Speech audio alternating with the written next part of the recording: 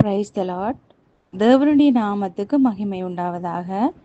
Life giving race international ministry ஊடாக கிளிநொச்சியிலிருந்து உங்கள் சகோதரி ஆஷா நான் ஒரு சாட்சியை உங்களுக்கு முன்னிலை பகிர்ந்து கொள்ளலாம் என வந்திருக்கிறேன்.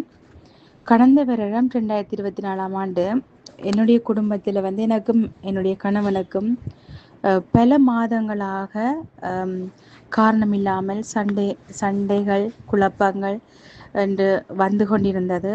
எனக்கு எந்த காரணமும் தெரியவில்லை. போக போக நாளாக மாதங்கள் கடந்து வர அவருக்கு அந்த பிரச்சனைகளும் கூடிக்கொண்டு வந்தது. அது என்னென்று சொன்னால், அவர் நித்திர கொள்ள மாட்டார், கெட்ட வார்த்தைகளெல்லாம் பேசி கொண்டிருப்பார். அதுக்கு என்ன காரணம் என்று தெரியாது, சும்மா சண்டை பிடிச்சு கொண்டிருப்பார். பிள்ளைகளை மிகவும் நேசிக்கிற தந்தையாக இருந்தும் பிள்ளைகளோடையும் அந்த பழி வாங்குற எண்ணத்தோட பழி வாங்கி கொண்டிருப்பார். அப்போ நான் பிள்ளைகளுடைய சந்தோஷத்துக்காக நான் சில அதிகாரிகள்கிட்ட போயிட்டு நான் சில முடிவுகளை எடுத்தேன். நான் அந்த சமயத்தில் கடந்த வருடம் 10ஆம் மாதம் 26ஆம் தேதி ஒரு சனிக்கிழமை சிஸ்டர் சுபானி அவர்களோட நான் எடுத்து கதைச்சிருந்தேன். என்னுடைய பிரச்சனைகள் எல்லாமே சொல்லியிருந்தேன். சுபானி சிஸ்டர் என்னை மிகவும் அன்பாக ஆதரவாக என்னை தேவனுடைய வார்த்தைக்குள்ளே வழி நடத்தியிருந்தா. நீங்கள் தேவனுடைய ஆலயமாக இருக்கிறீங்க ஆஷா, நீங்கள் கவலைப்படக்கூடாது. உங்களோட கணவருக்கு பின்னுக்கு ஏதோ ஒரு பிசாசுடைய கிரிகை தான், அதை நாங்கள் அடித்து துரத்தி வீசி விடுவோம். ஒன்றுக்கும் நீங்கள் பயப்படாதீங்க, யோசிக்காதீங்க. நீங்கள் தேவனுடைய மகளாக இருக்கிறீங்க. ஜேசு கிறிஸ்துவோடு நீங்கள் 2 கலந்து விட்டீங்க. உங்களுக்கு எந்த ஒரு நெகட்டிவான வாழ்க்கையும் வராது.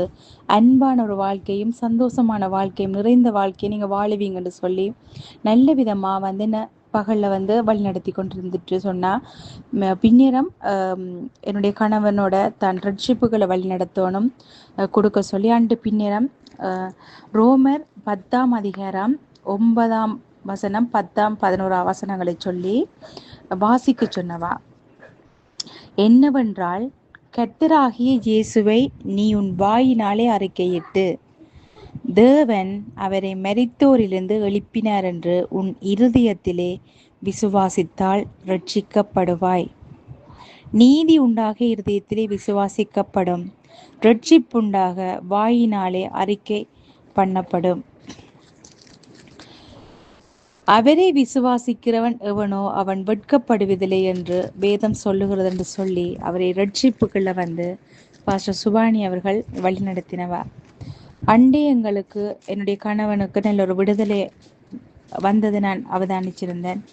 நானும் சொல்லப்பட்ட வார்த்தைகளை ஏற்றுக்கொண்ட நான் அதை விட்டு விடையில அதை திரும்ப சொல்லி அறிக்கை செய்து கொண்டிருந்தேன். நான் வார்த்தை தான் எங்களோட வாழ்க்கையில் பெரிய மாற்றத்தை தருமானு நான் அறிஞ்சபடினால் அந்த வார்த்தையை நான் சொல்லி கொண்டிருந்தேன். அன்றிரவு என்னுடைய கணவர் நித்திர கொண்டவர், சண்டை பிடிக்கல. அன்றிரவு தான் நான் பல மாதங்களுக்கு பிறகு அன்றிரவு தான் நான் நிம்மதியாக நித்திர கொண்ட ஒரு நாளாக எனக்கு இருந்தது. அடுத்த நாள் ஞாயிற்றுக்கிழமையாக இருந்தபடினால 10ஆம் மாதம் 27ஆம் தேதி ஞாயிற்றுக்கிழமை பாஸ்டர் மகேனையா அவருடைய ப்ரேயர் மீட்டிங் நடந்த பொழுது நானும் தொடர்ந்து இந்த ப்ரேயர் மீட்டிங்குக்கு வரேன். நான் அப்போ அன்றைய தினம் நான் ப்ரேயர் மீட்டிங்கில் இருக்கிற பொழுது என்னுடைய கணவன் வாசலில் ஒரு விஷயம் நடந்தது. எங்களோட வாசலுக்குள்ளால கதவை அடித்து சாத்துற நேரம் தன்னுடைய முதுகில யாரோ அடித்த போல இருந்தேன். அப்போ நானும் போய் பார்க்குற பொழுது அவருடைய முதுகில ஒரு 5 இடத்துல 5 விரல் பட்ட மாதிரி தடிச்சிருந்தது. நான் அவரை கூட்டிக்கொண்டு இருத்தி போட்டு நான் பாஸ்டருக்கு சொன்னேன். நான் இப்போ பாஸ்டர் ப்ரேயரில் நான் இருந்தேன். நான் இப்படி எங்களோட வாசலில் இப்படி ஒரு சம்பவம் நடந்ததுன்னு சொல்ல, நீங்கள் உங்களோட கணவன் தலைக்கு மேலே கையை வைங்க ஆஷான்னு சொன்னவர் பாஸ்டர்.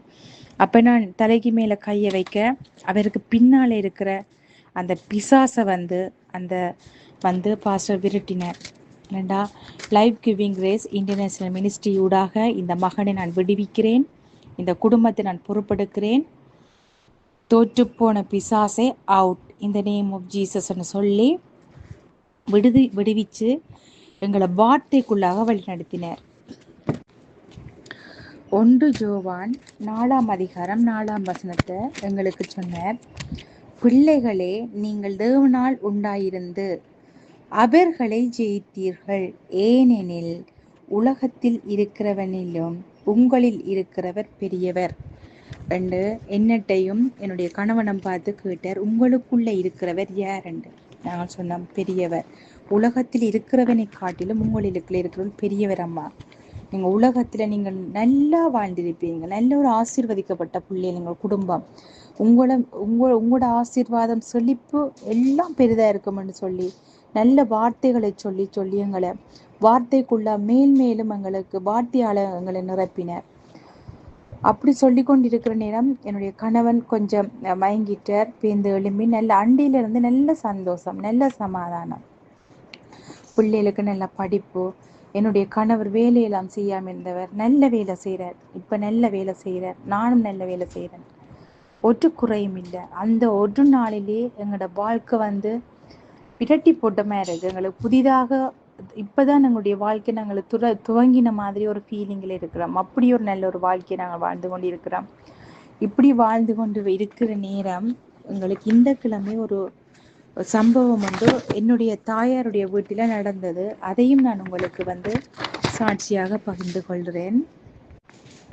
இந்த மாதம்தான் 5ஆம் மாதம் 6ஆம் திகதி என்னுடைய தங்கச்சி ஒரு மாற்றுப் பொருள் ஒன்று கண்டுட்டு சொன்னவா, இப்படி ஒரு பொருள் ஒன்று வேலியில் கிடக்குதாக்கா, பயமாக இருக்குண்டு. அப்போ நான் சொன்னேன், நீங்கள் பயப்படாதேங்கோ, நான் பாஸ்டர் சுபானி சிஸ்டர்கிட்ட சொல்லி நான் அதை எப்படி அது அகற்றலாமோ அதை அகற்றுவேன். நீங்கள் அம்மாவுக்கோ வேறு யாருக்கும் சொல்லக்கூடாது, பயந்துருவினம், பயப்படுறது கூடாது, அது ஒரு ஆவி, பயப்படக்கூடாது, அதால் நீங்கள் சொல்ல வேணாமண்டு. அண்டிரவு எங்கட அம்மா அண்டிரவு ஒரு 11 மணியிலிருந்து 3-4 மணி மட்டும் ஒரு 4-5 மணித்தியாலம் பிசாசினால மிகவும் அலக்கழிக்கப்பட்டிருக்கிறார். அலக்கழிக்கப்பட்ட அந்த பிசாசு கேட்டுச்சுதான், நீ ஏன் உயிரோடு இருக்கிறேன்னு கெட்ட கெட்ட தூசணங்களால் கேட்டு பிள்ளைகளை எல்லாமே அந்த பிள்ளைகளும் இந்த பேர்களெல்லாம் சொல்லி தம்பினையும் தங்கச்சினையும் பேரை சொல்லி ஏன் உயிரோடு இருக்க, சாக சொல்லு, நீ ஏன் உயிரோடு இருக்கிற, போய் கழுத்துல மாட்டு எலும்பி போன்னு எனக்கு கட்டிலிட்டதா. என்னுடைய அம்மா 93ஆம் ஆண்டிலிருந்து இதுவரையும் சபைக்கு அவ போய் கொண்டிருக்கிறா. பல உபவாசங்கள்ல கலந்து கொண்டிருக்கிறா, ஜபிச்சு கொண்டிருக்கிறா. ஆனாலும் அவ தனக்கு தெரிஞ்ச மாதிரி அவ ஜபிச்சிருக்கிறா, பேசி ஏதோ எல்லாம் ஜபிச்செல்லாம் செய்திருக்கிறா. ஆனா அந்த ஜபத்தை அவன் அதுக்கு மேலால அலக்கழிச்சு கொண்டிருந்த நல்லா பயந்து விடிய வெள்ளனை எனக்கு கொஞ்சம் நோமலா சொல்லிட்டு பிறகு அள்ளவழிக்கிட்டா. தான் இப்படித்தான் அலக்கழிக்கப்பட்டு நான் என்று சொல்லி அள்ளலண்டால நான் உடனேயே அவன் கதையை நான் கேட்டால் டென்ஷன் ஆகிடுவேன், பயப்பட்டுருவேன் என்று உடனே நான் பாஸ்டர் சுபானி சிஸ்டர் அவர்களுக்கு நான் கோல் போட்டு உடனே சொன்னேன், இப்படி கொத்த சம்பவம் இடம் நடந்ததா, ஒரு கேளுங்கன்னு சொல்லி.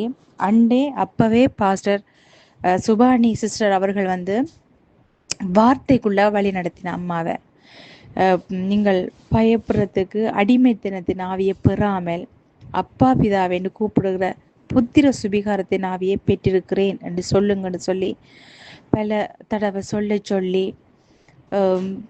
பயமுள்ள ஆவியை கொடாமல் அன்பும் தெளிந்த புத்தியுமுள்ள ஆவியை இது எனக்கு தந்திருக்கிறேன் என்று சொல்லி மிகவும் ஒரு பலமான வார்த்தைக்குள்ளாய் அவ அந்த நிமிஷத்திலே வழி நடத்துகிற பொழுது என்னுடைய அம்மா அந்த ஒரு பயத்தை விட்டு கொஞ்சம் ரிலாக்ஸாக இருந்தவா.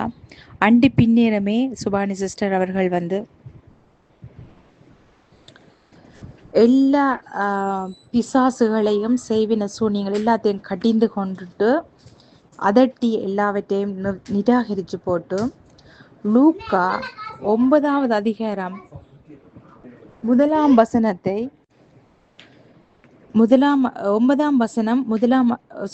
லூக்கா 9ஆம் அதிகாரம் 1ஆம் வசனத்தை அந்த வசனத்தை அவ வாசிச்சு அந்த வசனத்துக்கூடாக எங்களை வழி நடத்தினார். அவர் தம்முடைய 12 சீசரையும் வரவழைத்து சகல பிசாசுகளையும் சகலவித பிசாசுகளையும் துரத்தவும் வியாதி உள்ளவர்களை குணமாக்கவும் அவர்களுக்கு வல்லமையும் அதிகாரமும் கொடுத்து என்று சொன்ன அந்த வார்த்தை கூடாக என்ன அம்மாவை அந்த நேரத்தில் நடத்தி அந்த பொருளை கொண்டு வெளியில் வீசுங்கன்னு சொல்லி அதெல்லாம் வீசிட்டேன். வீசி அந்த வார்த்தைக்குள்ளாக எங்களை வழிநடத்தி அன்றிரவு என்னுடைய அம்மாவையும் தங்கச்சியையும் திரும்பவும் ரோமர் 10வது அதிகாரம் 9-10வது வசனத்தை சொல்லி ரட்சிப்புக்கள் அவர்களை வழிநடத்தி அதுக்கு பிறகு நல்ல ஒரு விடுதலையோட சமாதானத்தோட வெற்றியோட ஒரு பயமும் இல்லாமல் ஒரு வித்தியாசமான ஒரு இதுவும் இல்லாமல் நல்லாவே இருந்து நல்ல நித்திரை கொண்டு வாமான்னு சொல்லி நல்ல ஒரு சாட்சி எனக்கு பகிர்ந்து கொண்டா. நான் உண்மையாகவுமே தேவனுக்கு நன்றி சொல்லுகிறேன். நானும் 12 வருடமாக வெளியில் ஊழியம் செய்த ஒரு நபர் தான். எந்த விடுதலையோ எந்த ஒரு வியாதியிலிருந்து சுகமோ எனக்கு இல்லை.